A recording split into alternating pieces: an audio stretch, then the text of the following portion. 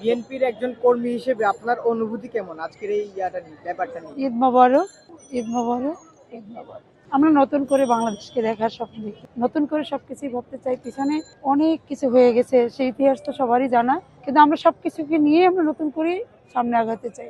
আমাদের দেশ নায়ক তারেক রহমান দেশের মাটিতে পা ফেলছেন, এটা আমাদের আজকে তো আনন্দের দিন।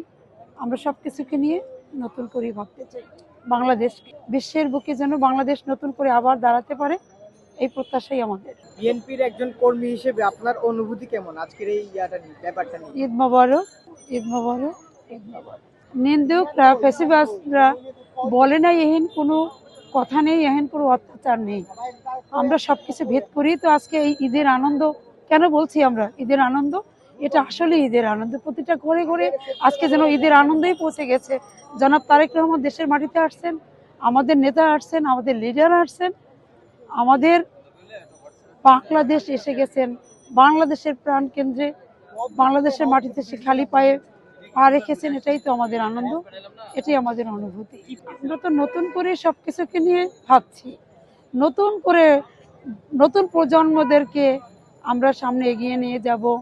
আমরা সকল কিছু নিয়ে আমাদের ভাবনা যেন সবকিছুর ভিতরে নতুনত্ব থাকে, এটাই আমাদের কথা।